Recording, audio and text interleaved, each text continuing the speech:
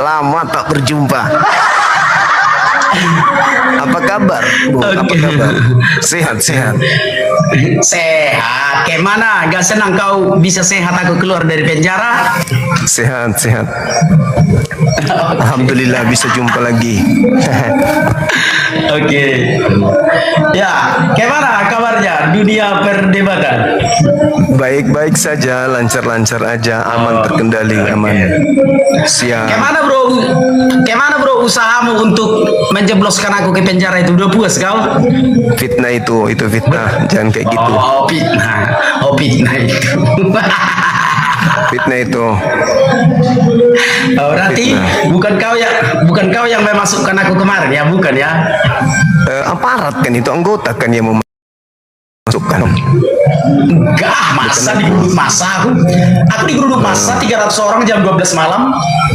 Meskipun digeruduk, kalau nggak ada kesalahan yang mendasar membuat timpang hukum, pasti nggak diapa-apain. Itu. Cuman mungkin ada narasi yang salah mungkin yang menyebabkan terjadinya kan gitu. Debat lintas agama, tapi kenapa ya lawan debatnya nggak dipanggil ya? Bukan karena itu pasti. Kalau saya dengar sih karena menolak. Ya. Saudara menolak. Oke. Apa kau tidak mau mengeceknya ke pengadilan? Nggak ada urusan itu. Yang pasti waktu malam itu kan saudara ndak lagi debat kan? Lagi menolak. Lagi debat? Enggak, lagi debat sama Yusuf PI. Malam itu? Ya, lagi digeruduk itu lagi debat sama Yusuf PI. Masa sih? Setauku 2 atau 3 hari setelah debat itunya dirimu kemudian menolak. Enggak, malam itu lagi debat sama Yusuf PI tentang agama Islam dan Kristen lah. Kalau aku sih lihatnya enggak. Lagi debat. Ya sudahlah, mungkin penglihatanmu lain. Tapi ya sudahlah, kayak gitulah dulu. Jadi kayak mana bro? Udah kau jalani hukumanku, udah selesai kan? Ya. Gak ada lagi dendam di antara kita kan? Mana ada pernah dendam? Maksudku. Mana ada aku pernah dendam? Gak ada aku pernah dendam. Oke lah, dan akhirnya memang Juma. Iya. Itu Pak aku bilang Tuhan menetapkan langkah-langkah orang, dan akhirnya kau kan jadi artis kau sekarang kan. Aku melihat kau siaran, kau itu sudah jadi artis terkenal kemana-mana. Ya, nikmatilah berkatmu itu ya. Dan aku juga baru sebulan bebas dari penjara. Mari kita saling menghormati saja gitu ya. Dan aku memang nggak mau lagi membahas agama Islam, aku nggak mau lagi ya, karena aku melihat ketika diputar hakim di pengadilan barang bukti video debat, hanya aku aja yang dipenjara, kenapa tidak dipanggil lawan debatku? Jadi oleh karena itu nggak mau lagi aku. Oke, baik, sekarang kita berdebat agama Kristen saja, kayak mana? Janganlah, kan membahas tentang pewahyuan harus 2 arah, Al-Quran juga dengan Bible. Kasihan nanti kalau hanya membahas bahas Bible nanti. Kasihan kamu. Kalau membahas Al-Quran nggak mau aku bro, karena udah tahu aku. Karena buktinya waktu di pengadilan, video barang bukti yang diputar oleh jaksa dan hakim kan video debat. Jadi memang ya rezeki kalian lah itu, kalau kalian berdebat di Indonesia ini kan aman kan begitu. Jadi kalau membahas Al-Quran memang nggak mau aku membahas. Minta kejelasan kebenaran itu, apakah betul karena berdebat? Iya, video barang bukti. Gini bang, biar aku ceritakan sama abang nih. Ya, biar aku ceritakan sama abang. Boleh juga abang cek ke ke Polrestabes Medan, ke Pengadilan Negeri Deli Serdang, boleh juga, gitu ya. Malam itu aku berdebat dengan si Yusuf PI, gitu ya. Malam itu aku berdebat dengan si Yusuf PI. Dan digeruduk massa, lagi debat kayak kita inilah, anggaplah kita sedang berdebat ini, lalu digeruduk massa, lalu polisi datang, diamankan, dan besoknya tersangka. Dalam hatiku, apalah kesalahanku? Katanya kalau berdebat tidak masuk penjara, tapi ada mengatakan polisi itu kalau berdebat pun kalau menghujat masuk penjara juga katanya. Ya katakanlah itu benar kan begitu. Sekalipun di dalam berdebat kan tidak boleh menghujat kan, dalam berdebat. Nah, lalu tibalah masa persidangan, ditunjukkanlah potongan-potongan video, ditunjukkanlah salah satunya lagi video debat lintas agama. Jadi ku tanya sama hakim, ku bilang langsung sama hakim waktu itu, yang mulia, di sepanjang yang saya ketahui di negara kita ini, belum ada orang yang berdebat masuk penjara, aku bilang. Ya kalau berdebat, iya makanya kita uji dulu katanya. Tapi pada akhirnya, ya bersalah juga, dan lawan debatku itu nggak pernah dipanggil, Bang. Dan aku dihukum 2 tahun 8 bulan, denda 100 juta. Makanya Bang, kalau untuk membahas Al-Quran, kurasa ampunlah, nggak usah dulu lah. Kalau membahas iman Islam nggak usah. Kalau membahas Alkitab saja aku mau. Tapi kalau agama Islam nggak mau aku. Itu. Ya oke. Nggak apa-apa. Ya kalau misalnya memang mau membahas Bible, berarti saya sesinya bertanya aja atau gimana ini? Ya, seperti yang kau lakukan di dalam live-mu kan, kau selalu menurut aku, kau selalu memutar-mutarkan kebenaran firman Tuhan itu. Ya silakan saja sepuasmu. Tapi kita batasi waktunya, entah 1 jam atau 2 jam gitu ya. Oke, boleh. Gitu. Boleh. Oke, seperti itu aja. Jadi jangan ada sakit hati, jangan ada merasa ternista, terhujat, jangan ya. Jadi silakan kita berdebat atau berdialog, terserah mulai itu. Tapi yang kita bahas agama Kristen saja. Yang kita bahas adalah Alkitab saja itu. Oke. Cocok, Sip. Kak? Oke. Kalau cocok kita mainkan gitu ya. Ya, oke. Baik. Oke. Baik, kita langsung PK saja ya. Oh siap, Lapandan, perintah komandan. Kan situ Ya, udah berdebat sama, berteman sama aparat kan, panggil komandan juga ya samamu. Ya, oke lah. Oke, ya. Oke, silakan. Saya bernarasi dulu bentar. Opening. Ya, opening. Ingat Bang, kita tidak membahas agama Islam ya, jangan salah paham ya. Kita nggak bahas agama Islam, kita nggak bahas Al-Quran. Itu, silakan. Oke, bismillahirrahmanirrahim. Alhamdulillah, malam ini saya berdiskusi dengan saudara anak Batak dengan jiwa yang begitu besar, ya sampai beliau tidak ingin membahas Al-Quran. Mudah-mudahan itu adalah sebuah nilai positif dan pengembangan pengetahuan ke depannya untuk menjaga toleransi yang terjadi di Indonesia ini. Kalaupun nanti saudara kita membahas Quran, bahasan Qurannya itu harus berlandaskan terhadap disiplin ilmu. Saya mulai di dalam Al-Quran dikatakan, fawailul lilladzina yaktubuna al-kitaba biaidihim tsumma yaquluna hadza min indillah. Celakalah orang yang menulis sebuah kitab dengan tangannya sendiri lalu mengatakan ini dari Allah. Ada satu hal menarik, Bung, di dalam Galatia 1:8. Di situ Paulus mengatakan, meskipun kami atau seorang malaikat yang berasal dari surga memberitakan Injil yang tidak sama seperti Injil yang kami beritakan, maka celakalah dia atau terkutuklah dia. Nah, ini hal menarik. Lalu kalau saya melihat di Galatia 1 nomor 17, nomor 19, di situ Paulus mengatakan bahwa dia tidak menemui murid-murid Yesus. Dia hanya menemui Yakobus, saudara kandung Yesus, dengan Kepas. Dia bermalam 15 malam di rumah Kepas, tapi dia tidak bertemu dengan murid-murid yang lain. Tidak bertemu Lukas, tidak bertemu Yohanes, Markus, dengan Matius. Jadi 4 penulis Bible ini tidak ketemu dengan Paulus. Galatia 1:18, sekalipun kami atau malaikat dari surga yang memberitakan Injil lain selain daripada Injil yang kami beritakan, maka terkutuklah dia. Pertanyaan saya, apakah maksud Paulus di sini Lukas, Markus, Matius, Yohanes itu adalah Injil yang terkutuk? Karena Paulus tidak memberitakan 4 kitab kanonik ini, sama sekali tidak. Sedangkan Injil lain selain daripada yang diberitakan Paulus itu adalah terkutuk. Nah, oleh karena itu, Bung, saya minta kejelasan atas pernyataan Paulus ini. Injil lain kan pasti Lukas, Markus, Matius, Yohanes, karena itu tidak diberitakan oleh Paulus. Bahkan bertemu dengan penulisnya saja tidak.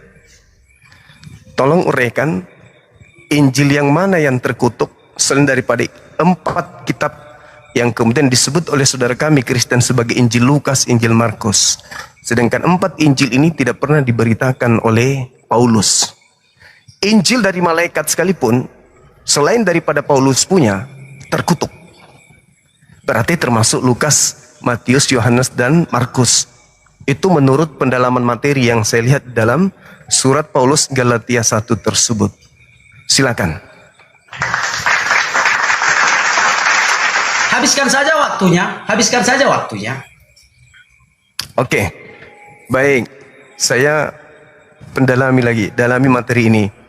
Jadi Paulus selama beliau memberitakan kemudian surat 13 kitab atau 13 surat, tak ada satupun dari 13 surat ini yang isinya Lukas, Markus, Matius, Yohanes.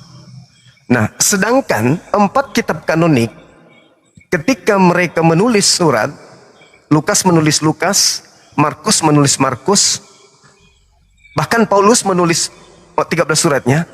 Kalau ini adalah wahyu dari Tuhan, kenapa Lukas tidak mempraktekkan isi Lukas?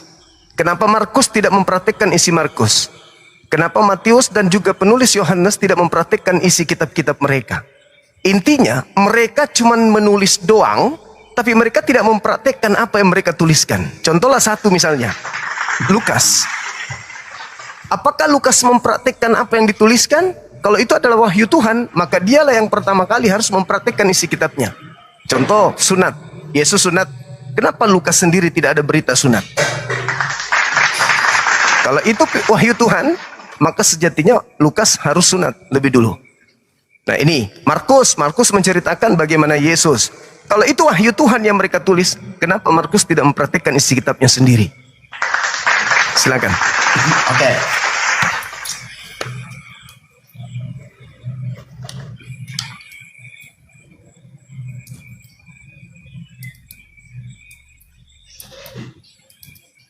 Oke, kita sekarang tanding ulang ya. Oke, baik. Horas, damai Kristus bersama kita. Salam kawan-kawan semua, salam aku ucapkan dari kota Medan. Saya anak Batak kembali hadir menemani kawan-kawan di sosial media ini untuk membicarakan tentang kitab suci. Baik kawan-kawan, aku sudah bebas dari penjara ya. Bahwa memang benar kehidupan yang paling menyakitkan itu ada di penjara. Nah oleh karena itu aku tidak mau lagi membahas, memperdebatkan apapun itu. Dan aku hanya membahas Alkitab saja kawan-kawan. Baik, kenapa aku berdebat dengan si Juma ini? Karena aku menonton live-nya kawan-kawan. Banyak sekali orang yang disesatkannya menurut aku. Gitu ya. Si Juma ini selalu membelok-belokkan tentang kebenaran firman Tuhan. Si Juma ini selalu mentafsirkan Alkitab sesuai dengan yang dia inginkan. Untuk itu aku terpanggil untuk menjawab.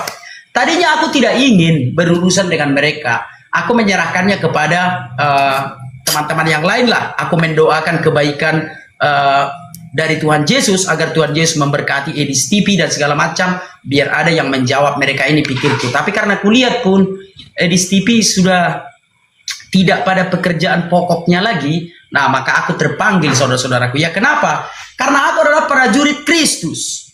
Apapun tidak kutakuti lagi saudara-saudaraku. Ya apapun tidak kuhiraukan lagi demi memberitakan firman Tuhan. Itu sebabnya aku terpanggil untuk menjawab saudara kita ini. Baik, langsung saja. Galatia 1 ayat 8 dan 9. Sebenarnya di dalam ayat itu tertulis begini. Tetapi sekalipun kami atau seorang malaikat dari surga memberitakan kepadamu Injil yang berbeda dari apa yang telah kamu terima, terkutuklah dia. Sebenarnya itu yang tertulis. Jadi bukan dikatakan Injil yang lain, tetapi Injil yang berbeda. Apa itu Injil yang berbeda? Injil yang mengatakan Yesus tidak disalib. Sebab seluruh Injil sepakat ada 4 Injil sinoptik. Injil Matius, Yesus disalib, itu ditulis oleh Injil Matius. Injil Markus, Yesus disalib. Injil Lukas, baca Injil Lukas, Yesus disalib. Injil Yohanes, Yesus disalib.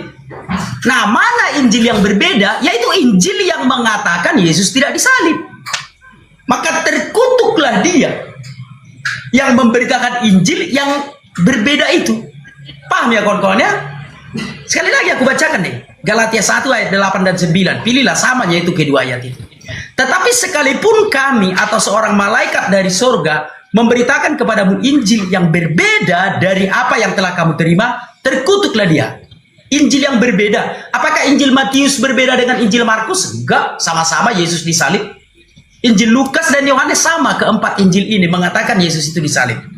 Hanya ada satu Injil yang mengatakan Yesus itu tidak disalib.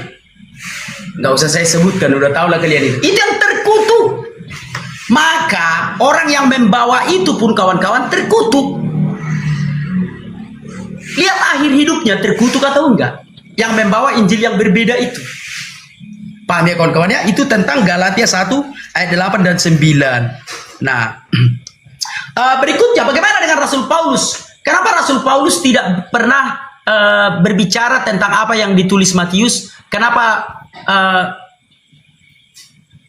Rasul Paulus tidak mengatakan apa yang ditulis oleh Markus, Lukas, dan Yohanes? Baca Lukas 1. Bahwa banyak orang yang telah menyusun suatu berita tentang kabar baik itu, tentang Injil itu. Jadi nggak mesti diuraikan satu persatu. Nah, yang kedua, bagaimana Matius, Markus, Lukas, Yohanes tidak disunat? Saudara-saudara, sunat menurut perintah kitab suci itu harus umur 8 hari.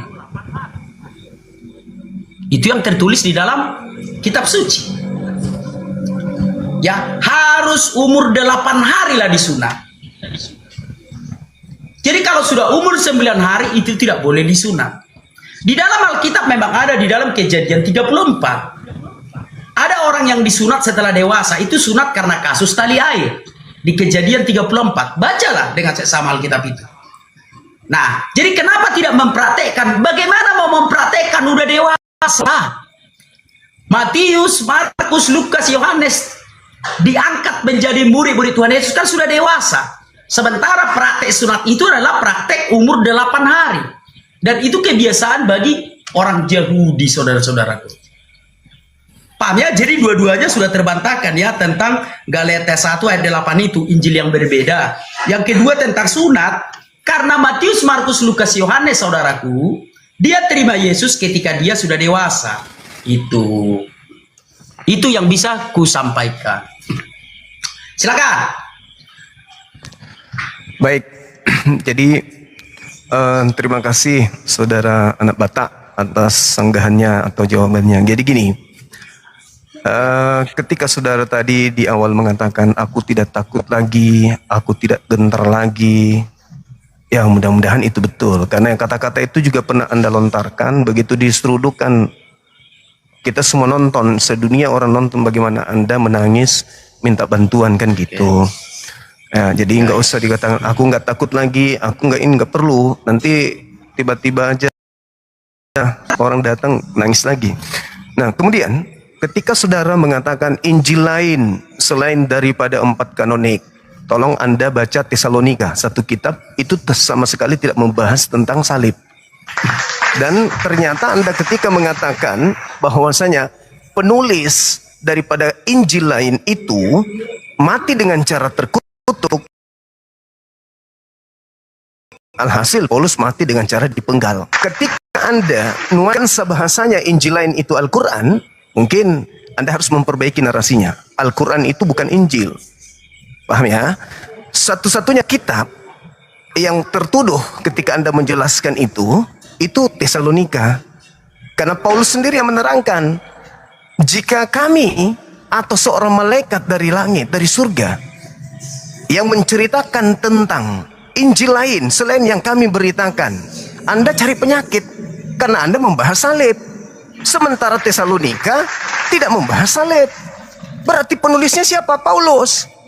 Berarti kalau Anda mengatakan kabar baik atau berita yang baik, berita sukacita, arti daripada Injil, Evangelion ini, berarti Tesalonika dong, karena dia tidak membahas salib. Tidak membahas salib berarti penulisnya adalah Paulus. Berarti yang terkutuk adalah Paulus. Kena di situ abang kena di sana. Kemudian saya menceritakan tentang apa yang tertulis di dalam Bible. Saya tidak menghujat, saya tidak mentafsirkan, saya tidak asal seenak dewe seperti yang Anda lakukan barusan. Anda mentafsirkan bahwa Injil lain yang tidak membahas tentang salib. Padahal di situ tidak menceritakan Injil lain tidak membahas tentang salib. Paulus memang tidak mengenal Injil Markus, Injil Matius, Injil Lukas, Yohanes. Paulus nggak pernah menyebut sekalipun Injil-Injil itu. Artinya dia tidak mengenal. Dan Paulus tidak pernah berjuang bersama mereka. Penulis Lukas dan seterusnya. Dia tidak pernah menceritakan tentang catatan-catatan Lukas itu sendiri. Itu yang pertama. Yang kedua, Paulus memang mengakui di dalam Galatia 1 nomor 17, nomor 19 bahwa dia tidak bertemu dengan murid-murid Yesus ketika dia ke Yerusalem. Makanya dia sesumbar. Dia sesumbar mengatakan Injil lain itu terkutuk. Datang Anda bernarasi seenak perut. Berarti yang terkutuk Paulus dengan Bibelnya, Injilnya yang bernama Tesalonika ini. 2 Tesalonika itu tidak sedikit pun bercerita tentang salib. Begitu juga ketika berbicara tentang Filemon. Apalagi Filemon juga tidak berbicara tentang salib. Filemon dan juga Tesalonika. Lagi-lagi Anda menjerat diri Anda dengan pernyataan konyol menurut saya, Bu. Nah, begini. Ada satu hal yang perlu saudara pahami. Ketika kita berbicara mengenai Yohanes 1, data nomor 43. Yesus di situ memanggil Filipus untuk pergi ke Galilea. Lantas Markus 1 nomor 14 di Galilea kemudian Yesus dan Filipus mengajarkan tentang Injil Allah. Jadi mereka mengajarkan tentang Injil Allah. Sepeninggal Yesus, Filipus menerima mandat. Kenapa dia menerima mandat? Karena dia yang dipanggil, ikutlah denganku. Maka setelah Filipus ikut, kita baca di Kisah Rasul 8 nomor berapa itu? Nomor 35, KPR 8 nomor 35, coba Anda lihat. Di situ Filipus menceritakan tentang Injil Yesus. Apakah bukan Injil Allah atau Injil Yesus yang diterima Filipus yang dikatakan terkutuk oleh Paulus? Nah, ini masalah ini. Ini masalah besar ini. Karena Yesus mengajarkan Injil Allah, Paulus mengajarkan Injil juga yang berlainan dengan Injil yang Paulus ajarkan. Semoga Anda paham. Silakan.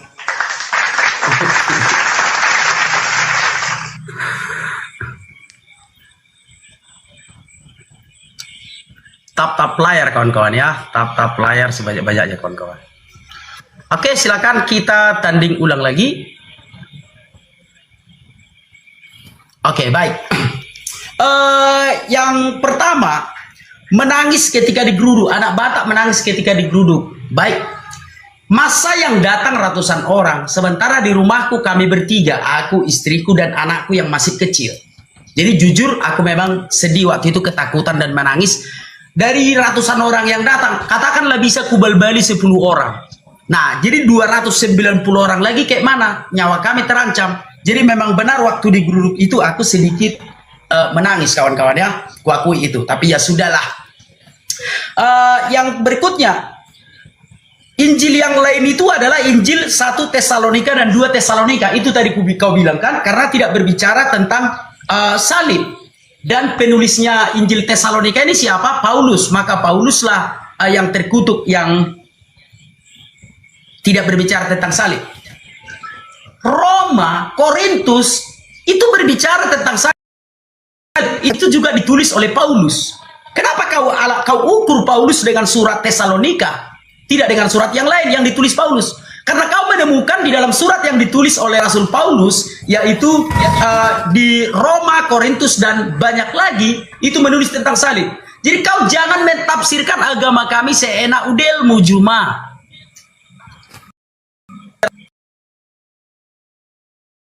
Mengatakan Tesalonika itulah Injil yang lain. Jangan bisukan dulu apamu, matikan dulu mikmu.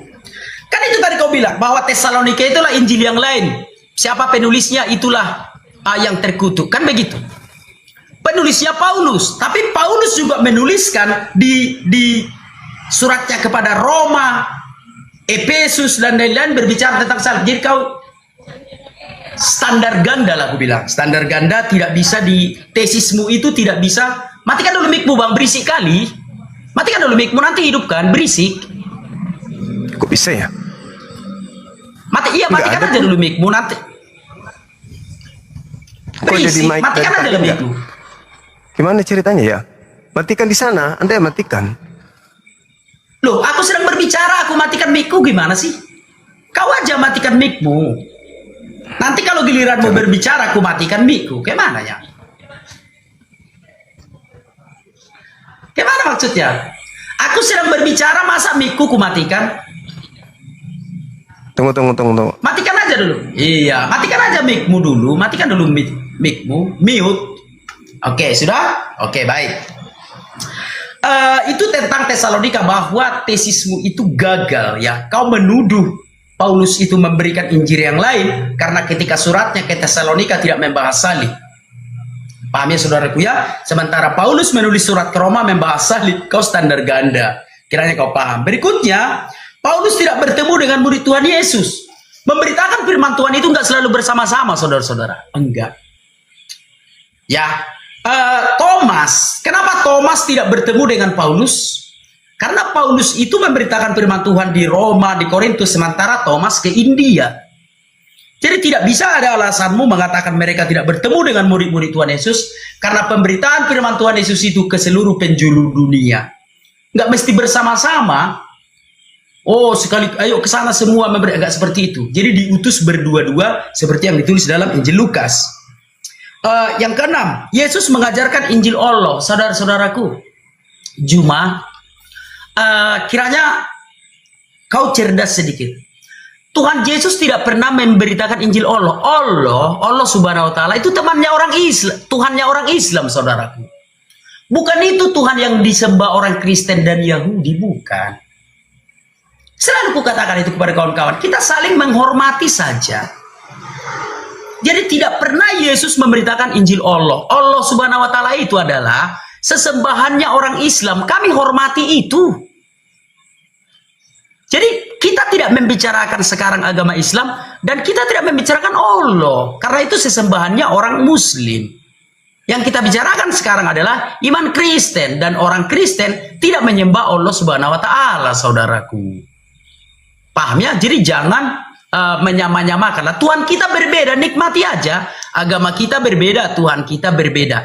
Kata Allah yang kami pakai itu adalah kata ganti dari sesembahan. Bukan nama Tuhan itu. Kata Allah yang kami pakai itu ya, itu kata ganti dari sesembahan, bukan tetragramatonillahi.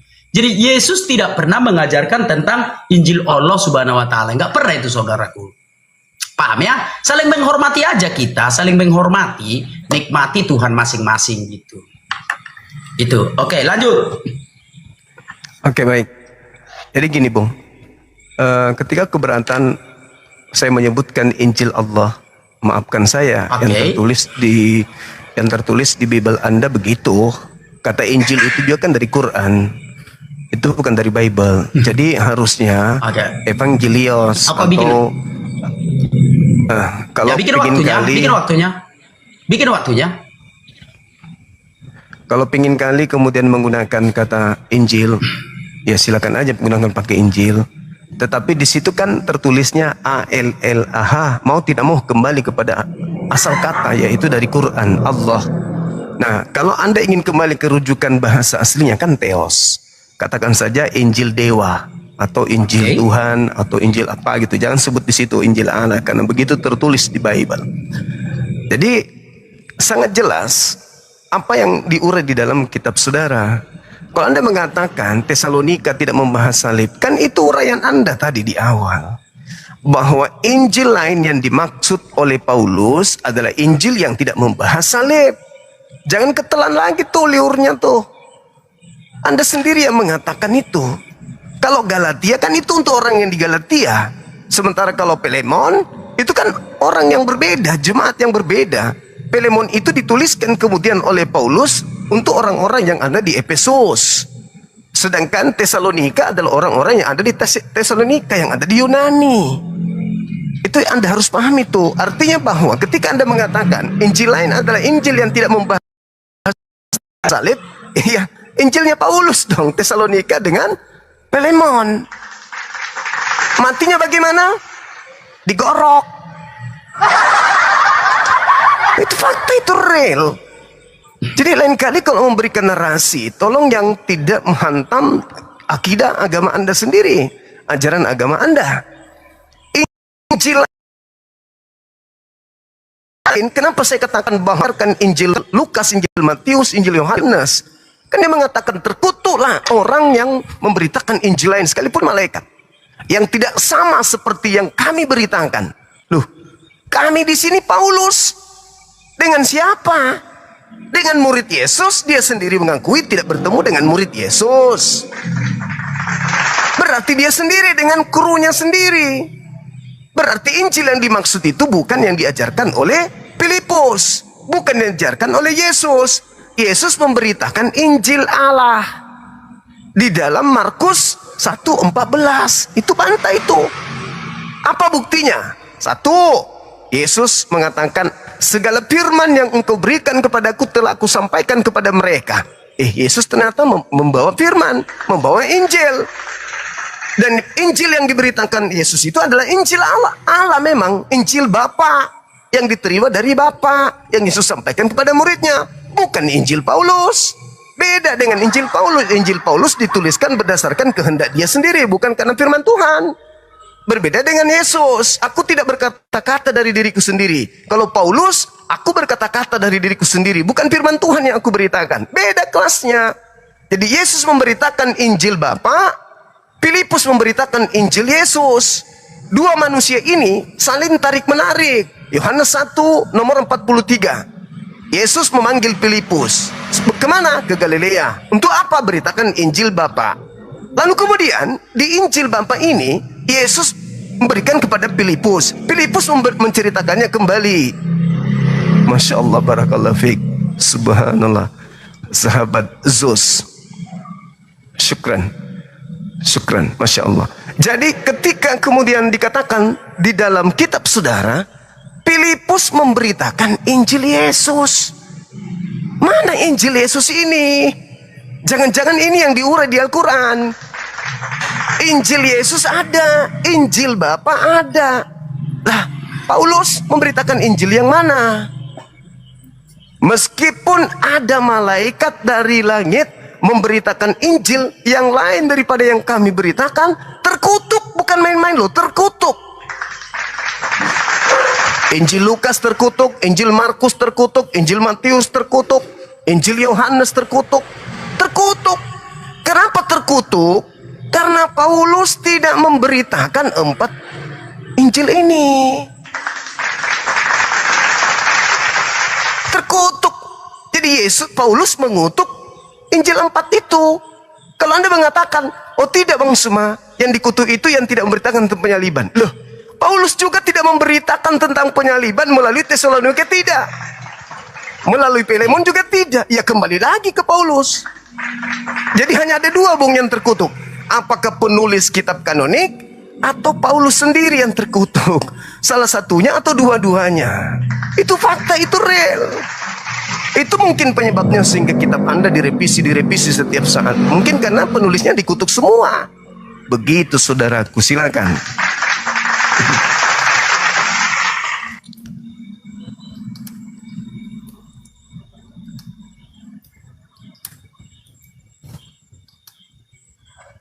Oke, matikan aja mic-mu Juma. Kalau aku bicara kau matikan aja mic-mu karena agak berisik di situ. Oke, baik kawan-kawannya, kita lihat ke kamera. Makanya aku bilang, inilah orang yang selalu memutar-mutar. Tidak ada dikatakan Injil yang lain, kawan-kawannya. Galatia 1:8.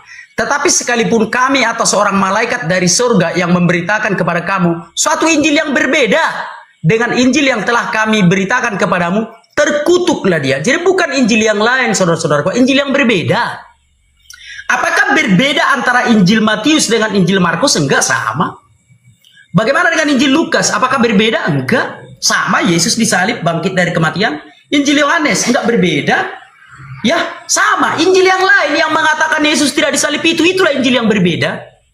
Jadi bukan Injil yang lain dikatakan, Injil yang berbeda. Baik Injil 4 Injil sinoptik. Matius, Markus, Lukas, Yohanes, 4 penulis Injil ini. Apakah berbeda? Enggak, sama kok. Yesus lahir, disalibkan, bangkit dari antara orang mati, naik ke surga. Jadi Injil yang berbeda itulah yang terkutuk. Apapun itu kalianlah yang tahu itu. Ya, kalau menurut aku Injil yang berbeda itu ya yang berbeda, namanya juga sudah berbeda itu. Baik. Jangan sebut Injil Injil Allah. Sekali lagi saudaraku, sekali lagi sorry ya. Allah Subhanahu wa taala itu Tuhannya orang Islam, saudaraku. Kami orang Kristen enggak menyembah itu. Paham ya? Kita saling menghormati saja. Silakan kau menyembah Allah Subhanahu wa taala. Enggak ada kami larang itu. Kami hormati. Tapi kalau kau anggap kami orang Kristen menyembah Allah Subhanahu wa taala, ya sorry banget. Aku tidak menyembah Allah Subhanahu wa taala. Tuhan kita berbeda, agama kita berbeda. Saling menghormati saja kita. Itu ya. Jadi Injil Allah bukan Injil Allah Subhanahu wa taala, bukan, berbeda saudaraku. Saling menghormati aja kita. Baik. Matinya digorok. Ya, bahwa kematian para pemberita-pemberita Injil itu ya memang kita akan mengalami martir, kawan-kawannya. Seperti aku 2 kali dimasukkan ke Injil itu. Nah, tetapi kawan-kawan, aku beri kalian kuliah gratis lah, nggak apa-apa ya, karena kalian sudah menonton aku. Kita bahas dulu kata Injil. Injil itu apa sih Injil itu? Jangan kawan-kawan berpikir Injil itu kitab, bukan. Injil itu berasal dari bahasa Yunani Evangelion, yang artinya kabar baik. Bukan kitab itu. Maka kalau ada yang mengatakan Injil turun dari langit, sebuah buku, jadi berbeda paham kita. Injil yang diberitakan di dalam Kristen adalah kabar baik, bukan kitab. Aku juga sedang memberitakan Injil kepadamu sekarang. Aku memberitahukan kepadamu kabar baik, bahwa kedatangan Yesus ke dunia itu untuk menyelamatkan seluruh umat manusia, supaya kalau mati nanti arwahnya itu tidak melewati alam kubur, supaya kalau mati nanti arwahmu itu tidak masuk ke alam kubur, tetapi ke surga. Kenapa? Karena Tuhan Yesus sudah melepaskan arwahmu dari alam kubur. Matius 27 ayat 52 dan 53. Dan kuburan-kuburan terbuka, banyak orang kudus yang telah meninggal bangkit, dan sesudah kebangkitan Yesus, mereka pun keluar dari kubur, lalu masuk ke kota kudus. Matius 16 ayat 18. Aku akan mendirikan jemaatku, ini kata Yesus, aku akan mendirikan jemaatku, alam maut tidak akan menguasainya. Itulah kabar baik, itulah Injil. Ingat ya, Injil itu bukan satu kitab, bukan.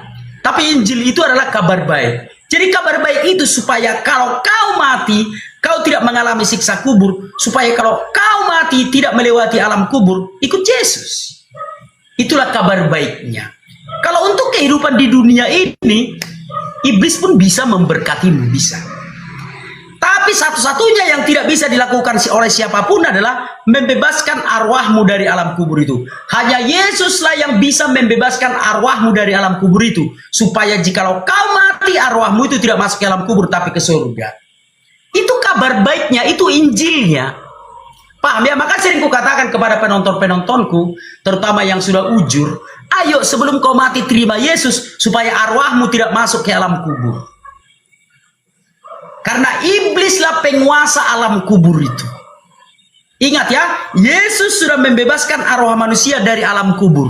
Matius 27 ayat 52 dan 53. Yang lain, ya maaf saja. Aku tidak menemukan ada yang bisa membebaskan dari alam kubur selain Yesus. Kalau hanya janji-janji saja, ya banyak gitu ya, pendeta-pendeta banyak berjanji. Tapi yang terbukti membebaskan dari alam kubur adalah Tuhan Yesus Kristus. Itulah Injil itu, itulah kabar baik itu. Oke bro, paham ya? Kalau sudah paham jangan diulang-ulang lagi. Silakan bro, silakan. Oke, baik. Saya balikkan kamera saya juga ya, supaya saya kasih data Ya. biar Ya. teman-teman juga melihat bahwa data yang saya sajikan itu memang ada. Nih. Jadi di sini diceritakan di KPR 8 nomor 35. Di sini diceritakan bahwa Maka mulailah Filipus berbicara dan bertolak dari nas. Nas itu ia memberitakan Injil Yesus kepadanya. Jadi nas di sini, kalau kita melihat di original teksnya, maka dia akan menuju kepada grape. Ini ada kata nas, kita tekan kata nas di sini itu grape. Grape, apa kata grape ini dalam bahasa Indonesia? Nih, kitab suci tuh. Grape, kitab suci. Berarti yang diceritakan tentang Injil, ya kitab suci dong. Kitab suci. Kemudian kita kembali kepada poin yang Galatia 1. Ketika Anda berkelit mengatakan bahwa di Galatia 1 itu dikatakan bahwa Injil yang kami beritakan ini berbeda, ini kata beda ya yang Anda gunakan. Tapi di terjemahan lama disebutkan bukan berbeda. Ini TL. Nih, sekalipun memberitakan kepadanya dikatakan bahwasanya Injil lain, bukan Injil berbeda. Bahkan dikatakan memberitakan Injil yang bertentangan. Ini Injil lain, nih. Injil lain. Mana yang lain? Injil lain. Kabar baik itu. Ini Injil lain. Tadi Injil berbeda, di terjemahan lama Injil lain. Berbeda berarti berbeda itu lain. Tidak sama berarti artinya. Jadi Anda cuma memainkan kata yang cocok untuk sekolah minggu, tidak cocok dengan saya gitu.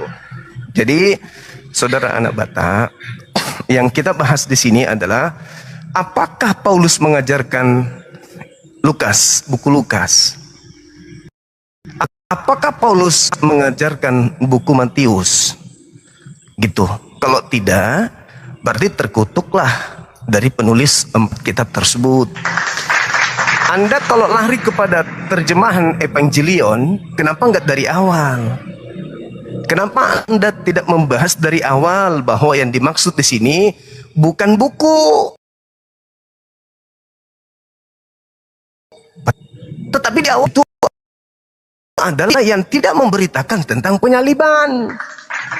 Setelah Anda kesasar, tidak menemukan jawaban di sana, apalagi Filemon dan juga kitab Tesalonika itu tidak memberitakan salib, Anda lari kemudian ke terjemahan Evangelion tadi, kabar gembira.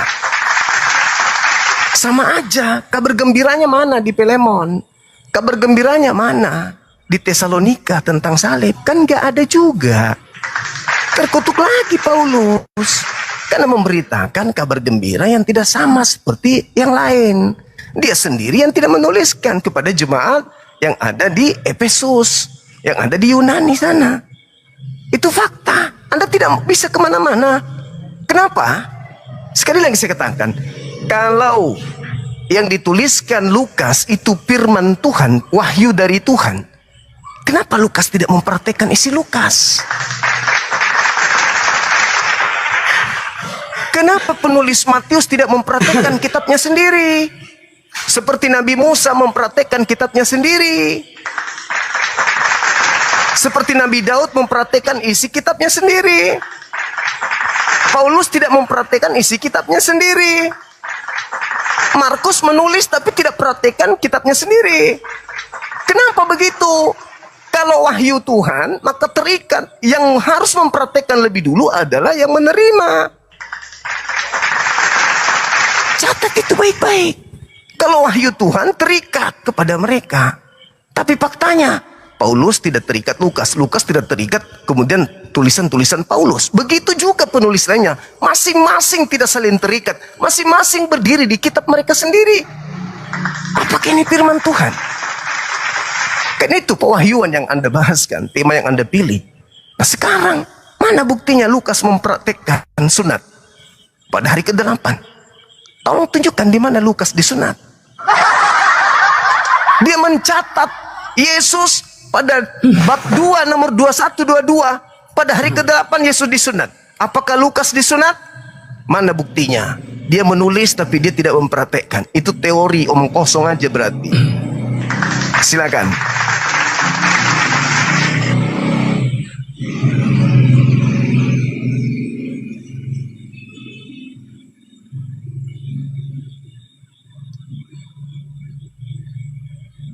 Oke, ya baik.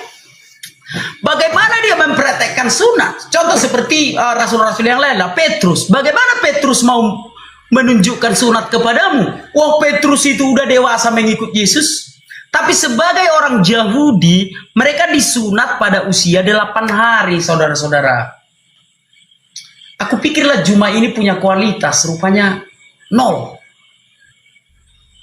Mungkin di dalam agamamu kau pintar Juma, tetapi mendengar narasimu tadi tentang agama Kristen, sangat memalukan sekali. Tesalonika itu bukan Injil, Tesalonika itu nama kota. Injil itu ada 4 Injil sinoptik. Injil Matius, Injil Markus, Injil Lukas, Injil Yohanes. Injil itu bukan kitab. Injil itu secara etimologi, Injil ini berasal dari bahasa Yunani, evangelion, yang artinya kabar baik. Aku sekarang sedang memberitakan kabar baik kepadamu. Aku sedang memberitakan Injil. Injil itu bukan satu kitab, saudaraku. Tapi memang mungkin dia dalam ajaran agamamu atau di dalam apa yang kau ketahui, Injil itu satu kitab.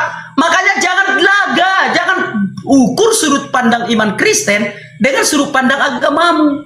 Ya di situ dia kesalahannya. Kalau di agamamu Injil itu satu kitab, ya sudah kita hormati. Tapi di dalam agama Kristen, Injil itu bukan satu kitab. Injil itu berasal dari bahasa Yunani yang artinya evangelium atau kabar baik. Gitu loh. Kabar baik tentang keselamatan yang dibawa Tuhan Yesus, yaitu ketika membebaskan arwah manusia dari alam kubur. Tapi ya sudahlah, bosan penonton. Oke, berikutnya. Kenapa enggak kau katakan theos? Kenapa kau menggunakan kata Allah dan segala macam? Gini saudara, Tuhan kami mengerti seluruh bahasa. Sekalipun kami memuji Tuhan dengan menggunakan bahasa Batak, Tuhan kami mengerti karena Tuhan kami itu Tuhan universal yang mengerti seluruh bahasa. Jadi kami menggunakan kata Injil itu, katakanlah itu dari bahasa Arab. Sekalipun kami beribadah kepada Tuhan menggunakan bahasa Arab, Tuhan kami mengerti karena Tuhan kami bukan Tuhan lokal. Tuhan kami adalah Tuhan semesta alam yang mengerti segala bahasa, saudaraku. Jadi kata-kata yang kami pakai itu ya bisa dipahami Tuhan kami itu. Baru berikutnya mempraktekkan Injil. Mempraktekkan bagaimana? Di dalam Injil dikatakan baptis.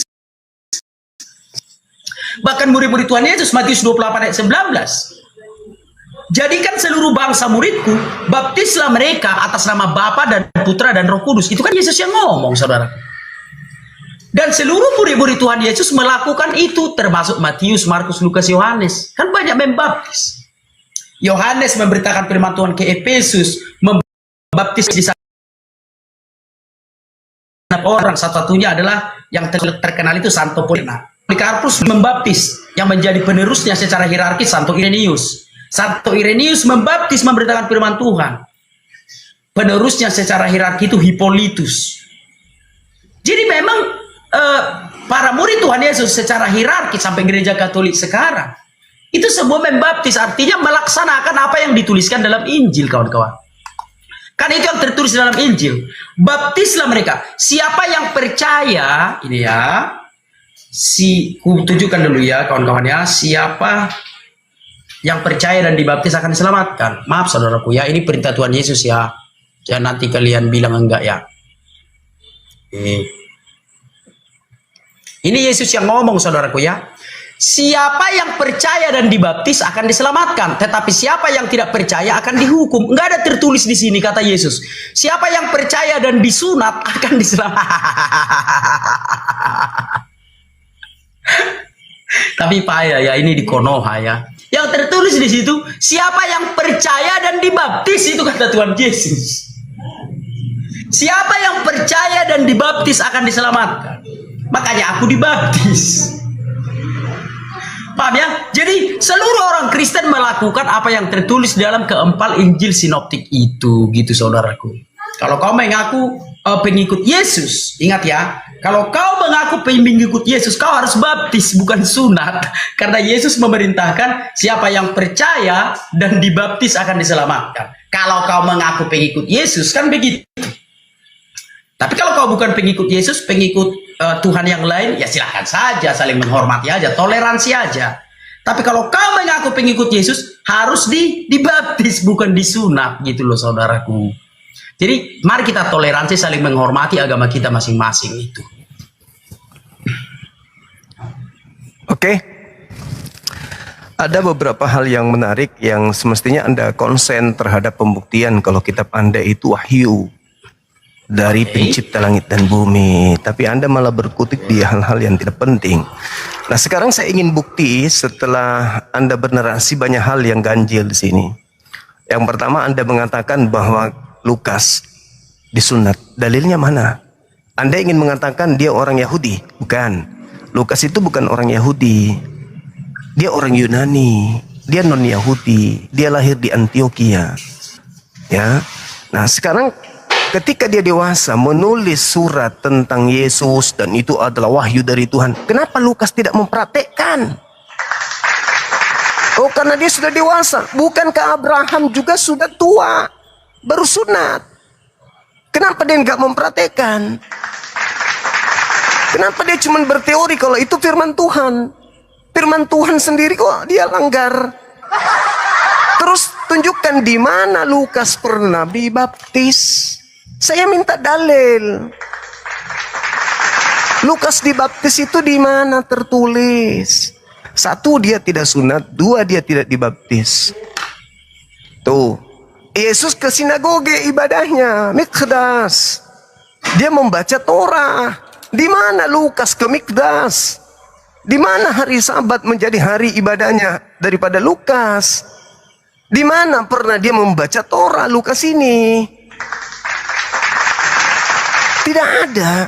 Terus Anda tadi mengatakan Injil itu ada 4 kawan. Injil itu ada 4 kawan. Tesalonika bukan Injil. Filemon bukan Injil kawan. Cuma 4 kitab. Loh, begitu Anda sudah mengucapkan bahwa cuma 4 kitab yang disebut Injil, Tesalonika bukan Injil, cuma 4 kitab. Sekarang Anda mengatakan kitab itu bukan, Injil itu bukan kitab. Apa nggak pengaruh minuman abangku ini, saudaraku ini? Kemana? Kemana maksudnya? Anda mengatakan bahwa Tesalonika itu bukan Injil. Injil itu cuma 4. Lukas, Markus, Matius, Yohanes. Habis itu Anda mengatakan Injil itu bukan kitab, tapi kabar gembira. Bagaimana ceritanya Anda berbicara tapi kemudian Anda ingkari sendiri? Kemudian saya minta datanya. Ya, di mana Yesus bisa segala bahasa? Tuhan Anda kasih dalil. Anda tadi mengatakan Tuhan kami bisa semua bahasa. Ya, coba buktikan dalilnya di mana Yesus bisa semua bahasa. Di mana Yesus itu maha tahu? Di mana Yesus Di mana kemudian Lukas dibaptis? Buktikan itu semua. Kalau apa yang ditulis Lukas, apa yang ditulis Markus itu adalah firman dari Tuhan, buktikan kalau dia mempraktekkan enggak. Lukas praktekkan tulisannya? Tidak. Lalu kemudian Anda mengatakan Yesus itu mengajarkan tentang percaya dan baptis. Kacau. Yesus mengatakan kalau mau selamat, lakukan segala perintah yang ada di Taurat meskipun yang paling terkecil. Matius 5 nomor 19. Barang siapa yang meniadakan meskipun yang paling terkecil, tempatnya neraka.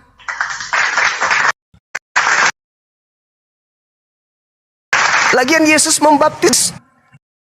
Yesus tidak pernah membaptis satu manusia pun. Yesus tidak pernah membaptis satu manusia pun.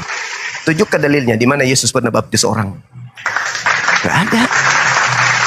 Gak ada Yesus pernah membaptis orang. Jadi saudara, saya katakan kepada saudara, kalau memang kitab Anda itu firman Tuhan, Injil mana yang dimaksud oleh Paulus yang berbeda dengan Injilnya? Lukas, Markus, Matius, apakah Paulus pernah mengajarkan Injil itu? Tidak pernah. Jadi saya simpulkan, karena nggak ada jawaban, saya simpulkan bahwa yang terkutuk menurut Galatia 1:8, kalau bukan penulis 4 kitab ini, Paulus, atau dua-duanya yang terkutuk. Kenapa? Karena Yesus memberitakan Injil juga. Filipus memberitakan Injil juga. Injil yang diberitakan Filipus itu adalah grape, kitab suci, yaitu Injil Yesus. Kemudian Yesus memberitakan Injil Tuhan, Injil Bapa, Injil Dewa. Yesus memberitakan firman dari langit. Aku tidak berkata-kata dari diriku sendiri. Apa yang kukatakan adalah apa yang diperintahkan oleh Bapa untuk katakan aku sampaikan. Berarti Injil Yesus, Injil Tuhan, Injil Bapa, Injil Allah adalah firman Allah yang datang kepada Yesus. Bukan tulisan Paulus. Berarti terkutuk. Paulus terkutuk, Lukas, Markus, semua terkutuk. Karena Yesus memiliki Injil Bapa. Filipus juga memiliki Injil. Silakan. Baik. Oke. Ya. Yang terkutuk itu yang palsu. Sekalipun kau mengatakan Paulus terkutuk, itu tidak akan bisa. Karena yang asli tetap asli gitu ya. Hanya yang palsu yang terkutuk. Baik. Yang pertama dulu. Di mana Yesus mengetahui seluruh bahasa? Matikan dulu mic-mu. Coba kau baca dulu ini. Jangankan seluruh bahasa, isi hati pun dia tahu. Tetapi Yesus mengetahui isi hati mereka. Lukas 9 ayat 47. Jangankan kau berbahasa apa, tak kau ngomong pun, Yesus sudah tahu. Paham ya? Karena Yesus itu adalah Allah yang menciptakan segala sesuatu. Jangankan bahasa, makanya Tuhan Yesus berkata dalam Matius 28 ayat 19, jadikan seluruh bangsa muridku. Kok bahasa kau bilang? Jangankan bahasa, Yesus tahu isi hati mereka. Lukas 9 ayat 40 itu tadi bisa semua bahasa. Jangankan bisa semua bahasa, Yesus tahu isi hatimu. Yang kedua, Injil bukan kitab. Capek lah menerangkan bolak-balik. Secara etimologi Injil itu berasal dari bahasa Yunani, yaitu Euangelion, yang artinya kabar baik. Jadi Injil Yohanes artinya kabar baik yang ditulis oleh Yohanes. Injil Matius artinya kabar baik yang ditulis oleh Matius. Jadi ada 4 Injil sinoptik, yaitu Injil Matius, Markus, Lukas, Yohanes, saudaraku. Yaitu iman kami Jumat. Apalagi mau ku bilang sama kau? Aku sudah berusaha dengan sabar mengajari Alkitab itu kepadamu. Nah, berikutnya. Tesalonika itu surat-surat Paulus, bukan Injil itu. Makanya ketawa-ketawa tadi orang Kristen kan. Di kolom komentar. Surat Paulus ke Roma. Bukan itu keempat Injil sinoptik. Keempat Injil sinoptik itu adalah Matius, Markus, Lukas, Yohanes itu. Tapi udahlah bolak-balik nggak enak ya. Yang ketiga, 3 tambah 9 berarti udah 12 pertanyaan. Oke, nih lihat ke layar dulu. Nah, anak yang berumur 8 hari haruslah disunat. Yakni setiap laki-laki di antara kamu turun-temurun, baik yang lahir di rumahmu maupun yang dibeli dengan uang atau salah seorang asing, tetapi tidak termasuk keturunanmu. Nah, jadi sunat itu kawan-kawan harus berumur 8 hari. Tapi ya sudahlah, ini sunat di dalam Alkitab ya. Kalau kalian ada yang disunat sesudah dewasa, ya itu urusan agama kalian. Kita saling menghormati aja. Tapi sunat menurut kitab suci, saudaraku, harus umur 8 hari. Memang di dalam Alkitab ada disunat yang sudah dewasa. Itu sunat karena kasus tali air. Bacalah Kejadian 34 itu. Ya, sunat yang sudah dewasa itu sunat karena kasus tali air. Makanya nggak jauh-jauh dari selangkangan. Paham ya? Kejadian 34. Bacalah. Waktu Dina diperkaos atau diruda paksa oleh Sikem, anaknya Hemor. Jelas di Alkitab semua itu tertulis. Maka orang Yahudi ataupun orang Kristen yang jikalau sunat karena kitab suci harus umur 8 hari, saudaraku. Itu tentang sunat. Tapi ya sudahlah. Mungkin kau kalau tak menyesatkan, kalau tak menghujat, kau enggak makan. Aku sudah menjelaskan kepadamu yang tertulis di dalam Alkitab tentang sunat itu. Baik, yang berikutnya yang terkutuk. Ciri-ciri yang terkutuk itu kan dituliskan di dalam Alkitab, saudara. Paham ya? Tapi nanti kalau kita bongkar ini, gimana ceritanya? Yang terkutuk itu kan yang palsu. Galatia 1 ayat 8 dan 9. Tetapi sekalipun kami atau seorang malaikat dari surga, malaikat dari surga. Dari surga itu malaikat berdosa yang memberitakan Injil yang berbeda. Di mana tempatnya? 2 Petrus 2 ayat 4. Sebab jikalau Allah tidak menyayangkan malaikat-malaikat yang berbuat dosa, lalu melemparkannya ke dalam neraka, dengan demikian menyerahkannya ke dalam goa-goa yang gelap untuk menyimpan mereka sampai hari penghakiman. Jadi malaikat yang terkutuk di situ bukan manusia, yaitu malaikat yang di dalam goa itu. Bukan manusia di situ yang terkutuk, bukan nabi itu, tapi malaikat yang berdosa yang disimpan di dalam goa itu. Itulah yang terkutuk itu. Kalau kau menyelidiki kitab-kitab suci, kan itu tertulis. Sekalipun kami atau seorang malaikat dari sorga memberitakan kepada Injil yang berbeda itu. Itulah yang terkutuk. Dan ciri-cirinya ada di Alkitab. Kalau mau kau kita bahas, kita bahas. Kalau enggak apa-apa. Oke gitu ya. Gini aja, Bang Juma. Ya sebentar dulu Bang Juma, gini. Kalau kira-kira mutar hanya bolak-balik di situ ya pertanyaan abang, biar kita akhiri aja. Tapi kalau ada pertanyaan yang lain kita lanjut. Tapi kalau bolak-balik mentok-mentok di situ Bang Juma, bosan penonton. Yang mana menurut abang? Iya, jadi gini, Anda tidak Ya. memberikan jawaban, hanya asumsi, mutar-mutar dan seterusnya gitu. Gini, Terkait dengan Injil bukan lain, kayak gitu. Anda mutar-mutar. Ya kan gitu, faktanya dari tadi berapa putaran cuma mutar-mutar beneran. Mutar sana Gini sini. Bang, nuduh gini, yang lain. dengar dulu Bang. Apa Dengar dulu. jawabannya? 10 kali pun kau jawab, tetap itu jawabanku. 10 kali pun Iya, berarti- kau tanya, tetap Berarti itu nggak ada jawabanku. Jadi, jawaban. bukan tidak ada jawaban, kau tidak menerima jawaban.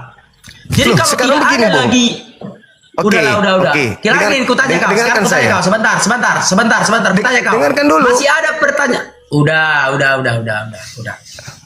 Apalagi kan kata pas pewahyuan, ya kabur dia teman-teman. Menangis,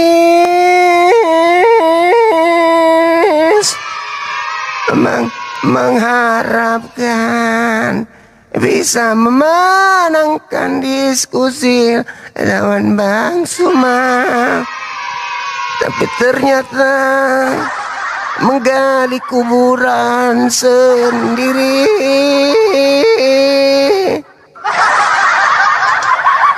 Wow.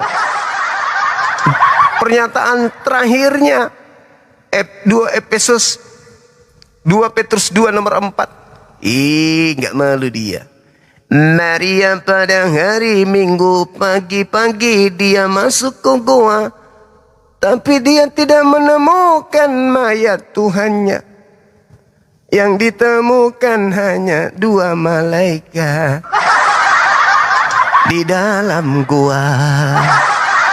Malaikat itu berkata kepada Maria, "Siapa yang kau cari, Ibu?" Maria bertanya, "Tidakkah kau melihat mayat Tuhan kami di sini?" Di dalam gua ada 2 malaikat. Kata malaikat kepada Maria, "Mayat Tuhanmu sudah bangkit dan dia pergi ke Galilea. Katanya di sana dia akan bertemu dengan murid-muridnya." Kata siapa? Malaikat. Di mana? Di dalam goa kuburan tempat Tuhannya anak bata disimpan. Berarti yang bertemu dengan Maria menurut Efesus 2 nomor 2 Petrus 2 berarti yang bertemu dengan malaikat adalah menurut anak Batak adalah malaikat yang adalah iblis.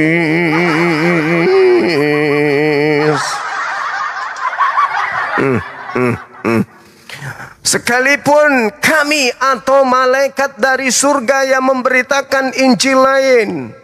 Oh, bukan Injil lain, Bang. Injil yang berbeda. Oh, berbeda dengan lain itu ternyata beda dan lain. Jangan nantang-nantang kalau ilmumu masih minim.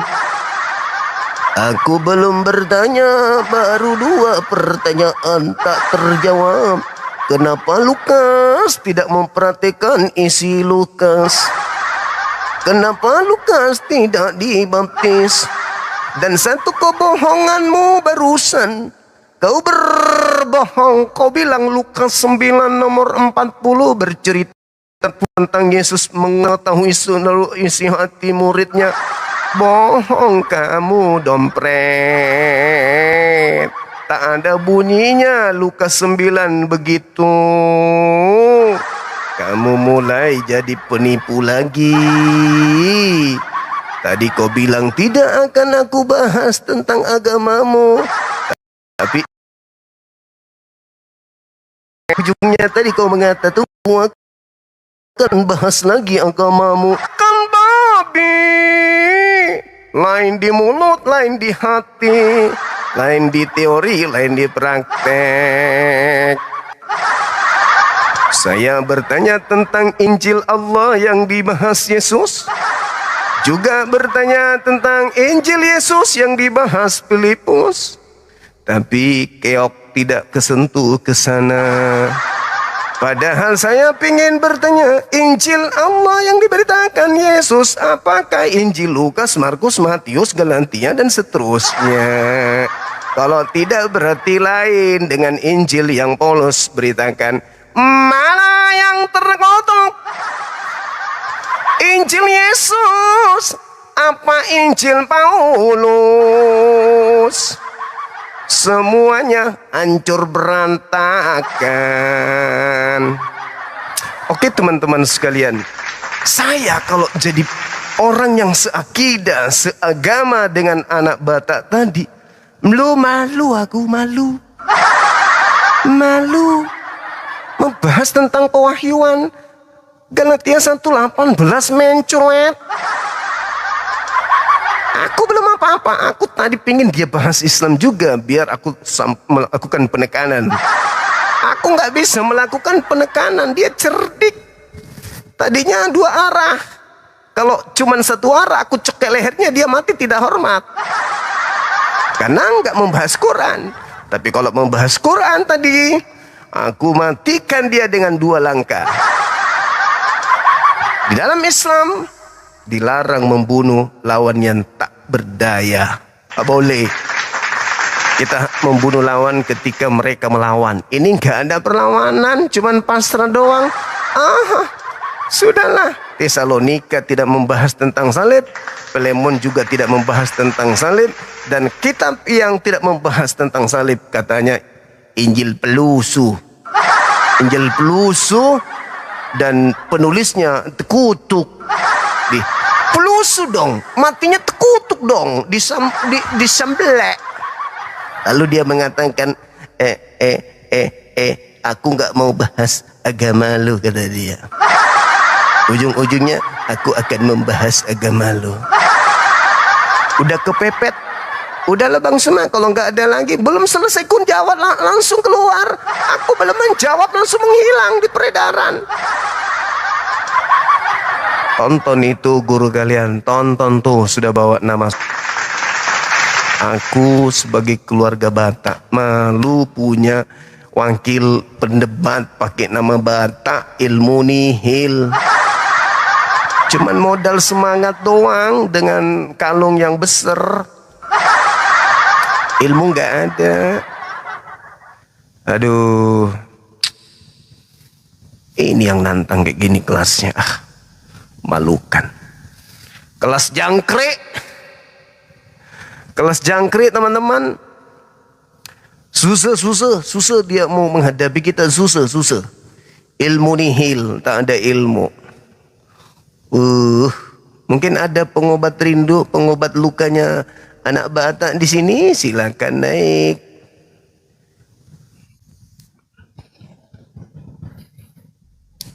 Dia langsung marah-marah naik ke sini kan. Halo, semangat malam Cak Ayu. Menunjukkan ajaran kasih tapi marah-marah kan. Kang mau naik, silakan Kang. Kalau mau naik Kang. Halo, semangat malam. Ya, selamat malam Bang Suma. Siap juga Bang. Bagaimana Anda menanggapi wakil Anda tadi, anak Batak? Monggo silakan buka kamera. Buka kamera boleh kah? Sedangkan Nabi kau saja suruh lamun ada fotonya. Masa wajib kita kamu diskusi bukan makuliah lihat. Anda cebok dulu sana pakai air menyan. Jangan lupa campur serbuk besi bekas las biar bersih pantatmu. Bukannya mau nak perbaiki tambalan bocor tadi, anak anak Batak malah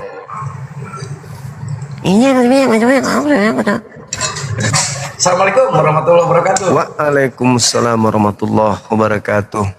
Aduh, si anak Batak, saya kecewa jujur Gurunda, kecewa dengan dia ya. Dia yang bikin tema duluan, pewahyuan dan kemurnian kitab suci, tapi di sisi lain pas begitu naik Gurunda, dia membatalkan tema itu. Ternyata dia ada yang bisikin ke dia Gurunda. Ada yang bisikin ke dia, jangan bahas Islam dulu. Kalau lu bahas Islam dulu katanya, lu susah ke Amerika. Pasti kan ini masih bebas bersyarat dia tuh. Nah kalau dia nyenggol-nyenggol Islam ya masuk lagi Gurunda. Dia takut di situ. Ada yang bisikin. Ya udah nggak apa-apa. Silakan nanti ikut edis di sana. Jadi ya nanti kalian nggak bebas. Siap. Halo siap. saudara. Saya cari korban berikutnya ya Gurunda buat besok-besok. Siap. Oke. Baik. Assalamualaikum warahmatullahi wabarakatuh. Waalaikumsalam warahmatullahi wabarakatuh. Halo saudara Dirgom. Assalamualaikum warahmatullahi wabarakatuh. Bang Zuma, saya Muslim Bang Zuma. Waalaikumsalam warahmatullahi wabarakatuh. Gimana? Kita support, kita beri semangat. Jangan lagi tuh abang, doakan di bawah aja. Bang, bisa ndak diskusi ndak pakai? Di sini harus pakai kamera abangku yang ganteng. Oh begitu ya. Iya. Nanti saya takutnya Allahu Akbar kebergeruduk kayak anak Batak. Allahu Akbar halal darahnya. Kalau Kenapa nangis ya? Halo, selamat malam. Halo, selamat malam Bang Zuma, salam damai. Iya, salam damai. Izin bertanya boleh ya? Saya Kristen Bang. Silakan. Halo saudara Gisman, kita sapa dulu teman kita di bawah. Halo. Oh iya, selamat malam juga Pak Juma. Saya ini seorang Kristen mau bertanya. Buka kameranya bang. Kenapa orang Islam suka minum kencing untuk? Silakan buka Kenapa kamera. orang Islam suka minum kencing? Silakan buka kamera. Nanti saya jawab itu. Silakan. Silakan abang. Buka kameranya. Oh, kabur dia. Ya, gimana Bang Ton? Gini, kan dalam hadis Kenapa itu kau suka ada minum kencing untuk? ini yang mana pun sih? Abang Wagiman dulu ya. Kasih dalilnya bang. Di mana umat Islam minum kencing unta itu dalilnya di mana? Kenapa kau suka minum? Yang saya tahu di Bible itu yang minum kencingnya sendiri, makan enteknya sendiri itu di Bible. Yang bakar roti di atas teh kering itu kan di Bible tuh ajarannya. Mana dalilnya umat Islam itu disuruh minum kencing? Ada. Jangan karena kebencian abang ini menyatakan sesuatu tentang Islam tanpa dalil. Oke. Saya lagi Bang ya. Bang Zuma. Ya, silakan Bang Tony, silakan. Menurut Abang Zuma, mana yang lebih mulia? Kurma atau buah pisang? Kurma atau buah pisang? Kok Mana jadi yang lebih mulia? Kenapa jadi mulia Bang ya? Segala sesuatu yang diciptakan oleh Allah halal itu mulia semua. Yang penting halal. Kenapa hanya kurma yang disunahkan? Ya, karena pada zaman itu Rasulullah yang mengajarkan itu. Dan kenapa kurma tidak tumbuh di Indonesia? Ya, wallahu alam. Nggak tahu Iya. aku, mungkin hikmahnya supaya kita ke sana berziarah. Apakah terasa tidak adil Tuhan itu kalau kurma cuma ditumbuhkan di Arab, tidak di Indonesia? Oh, adil, adil dong. Kan Tuhan menciptakan segala sesuatunya berdasarkan kadarnya.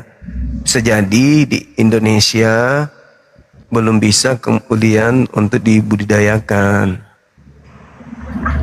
Begitu. Tanya kepada orang yang minumnya, itu kan ditujukan kepada orang kafir itu. Bukan untuk orang Islam. Orang kafir yang datang pada masa itu kepada Nabi Muhammad.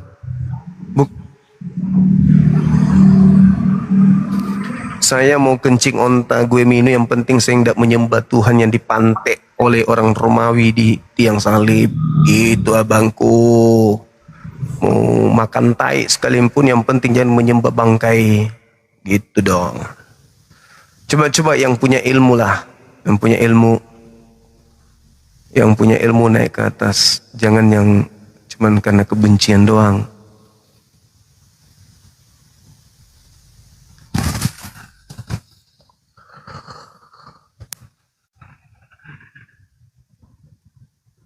Halo, semangat ini, semangat malam. Kenapa bangku? Ya, halo. Assalamualaikum. Waalaikumsalam. Ya, sahabatku, saudaraku. Siap. Salam dari Kuala Lumpur. Oh, Masya Allah. Iya, Bang. Saya selalu mengikuti tentang Zuma punya diskusi ya bersama dengan maling-maling kundang yang lain gitu kan. Iya. Okey, dia gini ya, saya apapun saya mengikuti selalu diskusi anda bersama dengan teman-teman dari Indonesia ya. Saya dari Siap. Malaysia ini amat terharu dan berbangga dengan apa yang anda sampaikan tentang kebenaran agama. Amin, insyaAllah. Masya Allah, saya terlalu teruja untuk selalu juga mengikuti apa yang anda sampaikan, ya kan, untuk menerangkan bahwasanya Islam ini adalah agama yang sumur, agama kebenaran gitu kan. Alhamdulillah. Cuma saya mau berkongsi satu kisah di mana ya, saya mau enggak mau untuk mengganggu apa Zuma punya live kan. Cuma saya harap Zuma teruskan apa yang mau nak disampaikan sebagai dakwah, sebagai badan dakwah gitu. Kerana kami di Malaysia enggak boleh begini. Iya, Di Bang, Malaysia yang dia ada sekatan. Ya di Malaysia dia ada sekatan. Contohnya seperti macam berlaku di Dr. Zakir Nail gitu kan. Iya. Ya. Dia membuat perbandingan agama aja gitu kan. Jadi akhirnya dia mendapat suaka politik di pelindungan di Malaysia juga. Walaupun di Malaysia juga dia dapat ancaman. Maksudnya enggak boleh dibicara tentang apa ya perbandingan dari segi agamanya gitu. Tapi saya amat teruja di mana Zuma sendiri terus meneruskan perjuangan ini demi agama kita, demi Rasulullah, demi Allah. Begitu kan. Saya berharap sangat supaya jangan terhenti dengan desakan, dengan ancaman gitu ya. Siap, Abang, siap. Baik, barakallah selalu ya Zuma. Teruskan. Amin. Teruskan perjuangan. Lillahi ta'ala. Baik. Terima kasih banyak. Kasih, Abang. Maaf ya. Kasih. Baik. Assalamualaikum. Waalaikumsalam warahmatullahi wabarakatuh. Kasih abangku, sehat selalu.